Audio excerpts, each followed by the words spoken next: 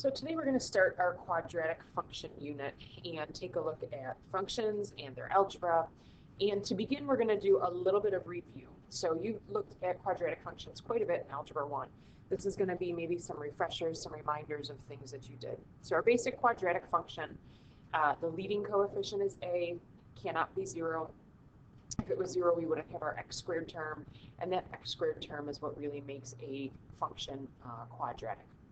So without the use of our calculator, we are going to evaluate each of the following quadratic functions.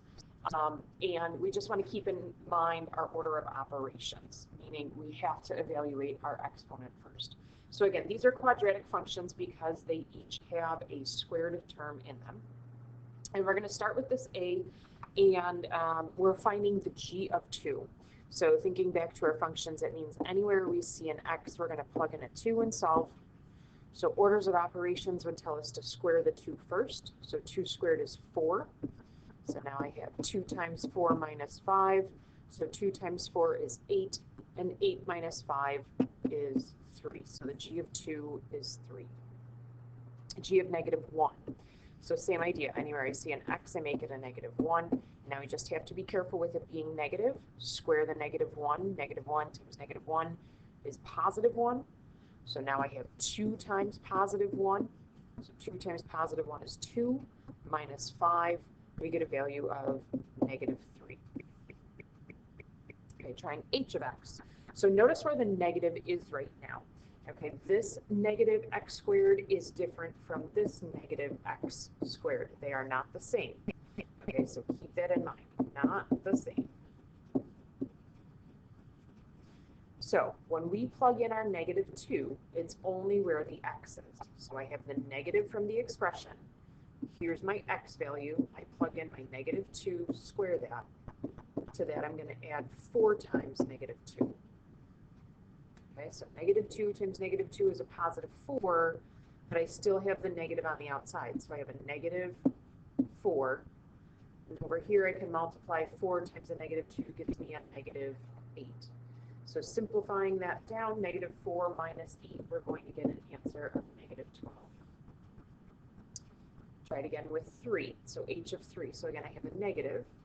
Plug in my 3 anywhere I see an x. And I have to square the 3 first. So 3 squared, we get 9. Attach a negative. So I have a negative 9. And then 4 times 3 is 12. So now I have a negative 9 plus 12, and we get 3. So nothing crazy difficult there. It's just you got to watch your negatives and where they're located. And this notation here, these two things, you want to keep this in mind. Those two things are very different expressions. Okay, so moving on. So we're going to take a look at some graphs. So quadratic functions give us what's called a parabola. Simplest quadratic function is x squared, and so we're going to take a look at that. And we're going to create a table of values, and then we're going to plot this. And notice it says over the domain. So that means I start at negative 3, I stop at 3. Okay, so if I plug in a negative 3, negative 3 squared, we get 9. Negative 2 squared, we get 4, and so on.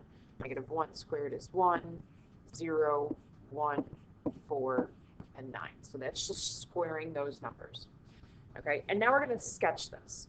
So if I were to plot this out, I have to go over negative 3, and I'm going to go up a value of 9, and I'm going to put a point. Then I'm going to go over negative 2, up 4, and put a point. Over negative 1, up 1, 0, 0, and then my last few points. Now, when we draw this, you have to be careful, because if we're noticing the domain, it says I start at negative 3, I stop at 3.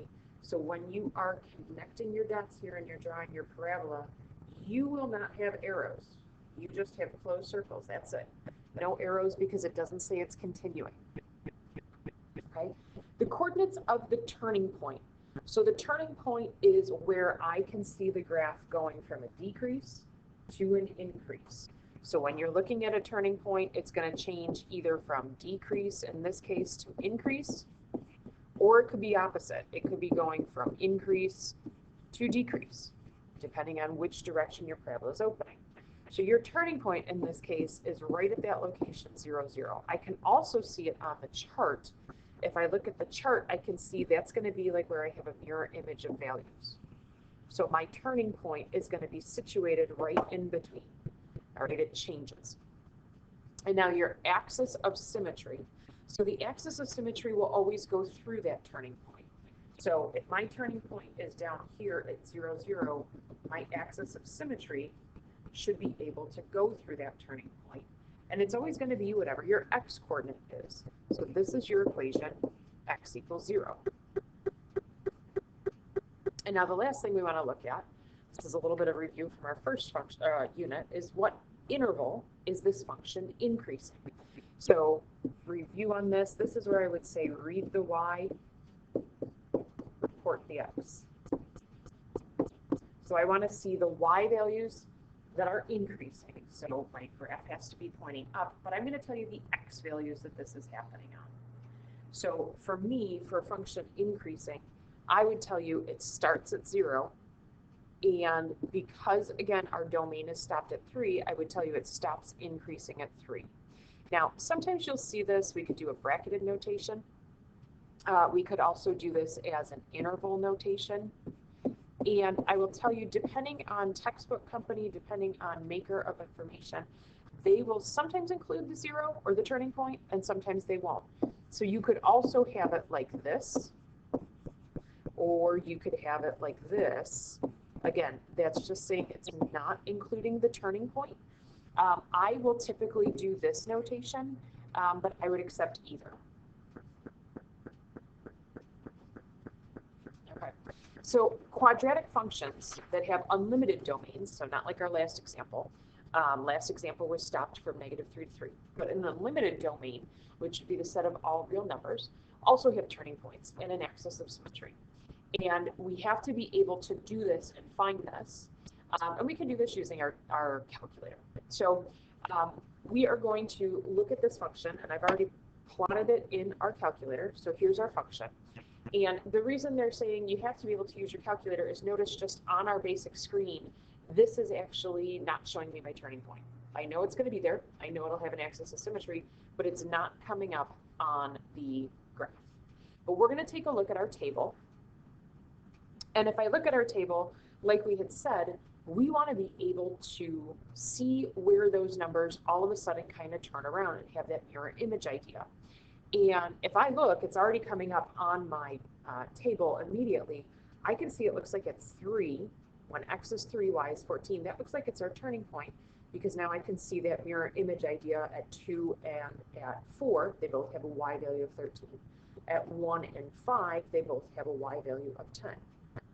So knowing that, I can say our turning point has to be at the coordinate 3, 14. Okay? And now we want to be able to find the range of this quadratic function. Well, in order to do that, it probably would be a good idea to get the entire quadratic function in our viewing range. That's one thing you want to think about if you're visual. The other thing is, if you look at this table, I can see, because that is our turning point, that's our highest point. I don't see another y value going higher than 14. And it also includes 14. So in my mind, 14 looks like it's the highest point. But if I were to go through my graph, or I'm sorry, my table, and even look at the graph, I can see it looks like negative numbers are going to go on and on and on. So one way to do this is finding that turning point and then figuring out, is that either going to be a maximum or a minimum? We'll talk about that in a second. And then the other thing is maybe taking a look at your graph and getting a whole idea of the graph, getting it all on the screen. So let's write this down. I'll show you what it looks like if we get it all on the screen. Your range, we said our lowest value would be -infinity, and it would go all the way out to 14. Highest value is 14, and including 14. Another way that you could say this is y would be less than or equal to 14. So that would be your range. Now, if we change our window knowing that our range is up to 14, or it looked like that was our turning point, I adjusted this and already graphed it so I have that turning point of 14 on there. So I can see 14 is my highest value, and it grows down to -infinity without bound. Okay, so our question for letter D is now saying, well, why does this parabola open downward as opposed to when we look at x squared, it opens upward. So it opens down because A is less than 0. So if A is less than 0, I'm going to say it opens downward. And if A would be greater than 0, it's going to open upward.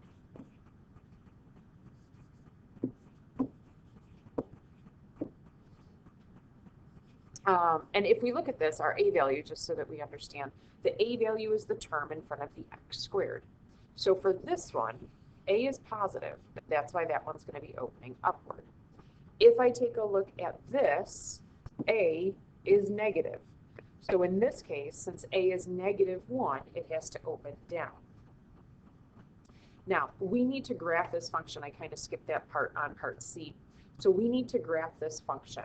And this is a great place to use your table. So if we go back here and we get our table of values again, we get to see our turning point is at 314, and then we can start to graph. So I'm going to grab a couple of these points from the table.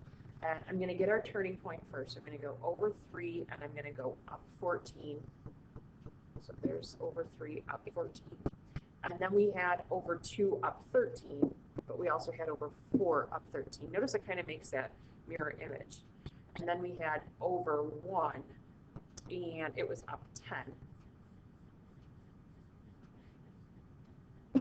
And then I also had the same thing for 5, 10. And then if I kept looking on our chart, so let's go back to the table.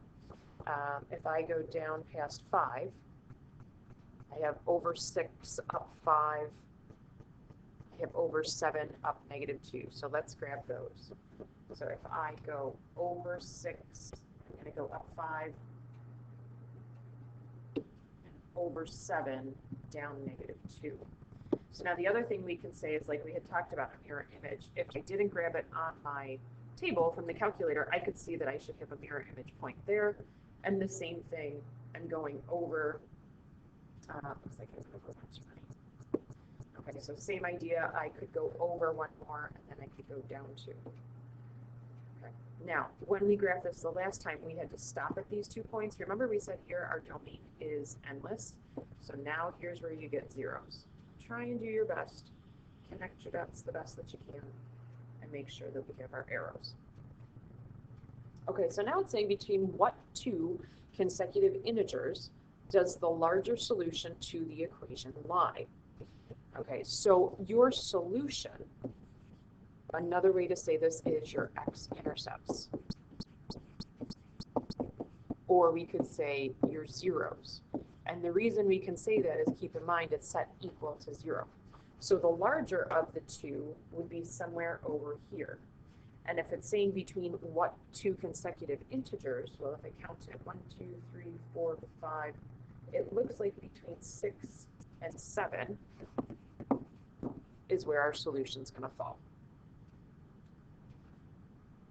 Okay, so kind of putting this all together and taking a look at this graph, we have a sketch of the graph, and it's shown below, and it's marked with points at each of its intercepts and its turning points. So we're going to use tables or a graph on our calculator to determine the coordinates for each of these. So like we just said, our x-intercepts or our zeros, so that's our A and our B location. Okay, so I already graphed this out. We're going to take a look. And first off, I notice that all I have is it looks like a straight line. So a couple of things we can do is we can use our zoom fit. Okay, sometimes it works, sometimes it doesn't. Here's an example of where it doesn't work. But what that does tell me is if I go to the window, it does look like I'm going to have to expand it past 10. So if I go back to the window and I go to window settings, it looks like I need my x max to be greater than 10. I'm going to try 20. Okay, and it looks like we have our turning point, but I probably don't need my y max to be so big. My y max, maybe I'm going to make it, how about 20 as well? And again, you can guess and check your way. If you don't like the y minimum being a decimal and a weird decimal, you could change that. So maybe we say -30. It's up to you. You just want to be able to get your graph into view. And so what do you notice? Well, I noticed that looked like it's okay, but we didn't quite get low enough. Okay, So we're going to go back to the menu and we're going to change, and you want to think about, what do I need to change? I need to change my y minimum. That negative 30 wasn't big enough. So I may need to make that a little bit bigger. So this time maybe I'm going to try negative 80. It had given us 80 with decimals. We're going to go back. Now I get a full screen. Okay, so we need to find the intercepts. So on your calculator, if we go back to Analyze Graph, I have a 0 button. And so it's going to say to you, lower bound, upper bound. So if I move it to the left and I click it, and then I go to the right of the 0, notice it zeroes in, and it tells me at negative 2, 0. Okay, and you can also count on your axis. You can see if we counted over to the other one, it would be at 13, 0. So going back here, I get negative 2, 0 for A, and I would have 13, 0 for B. The y-intercept, where it's crossing the y-axis. So I could go to the chart, that's an option, and I would want to find my y-intercept would be when x is 0. So if I go back down here to when x is 0, it looks like it's at negative 26. Okay, so my y-intercept is at 0, negative 26. And now our turning point for our graph. So our turning point is another way to say the minimum value on this graph, and it's minimum because it is our lowest value. Okay, so I am going to get out of my table for a second, and I'm going to go back to our menu, and I'm going to go Analyze Graph, and I want my minimum value because it's the lowest. Lower bound, and then I'm going to go upper bound, and I get my minimum. And notice it's a decimal, that's okay. So our decimal, and it looks like I had ended up changing the graph. So let me do this. Control Escape will always undo what you just did. Somehow I ended up moving it. So let's try that one more time. And if we get our minimum value again, so I'm going to go to the left, I'm going to go to the right.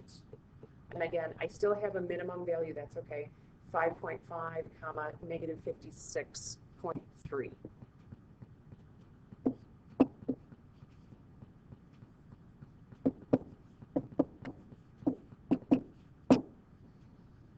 Okay, so now we have to figure out, where is the function positive? In other words, where is it above the x-axis? So this is going to be your positive region. Okay, so I could say anywhere from negative infinity up to my first 0, which is negative 2, and I don't want to include it because then it would equal 0, it wouldn't be positive. And I can either say the word and or give that U for the union.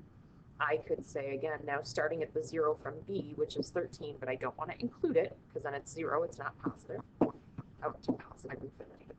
So that's a little graph analysis that's just going over some basics of our function.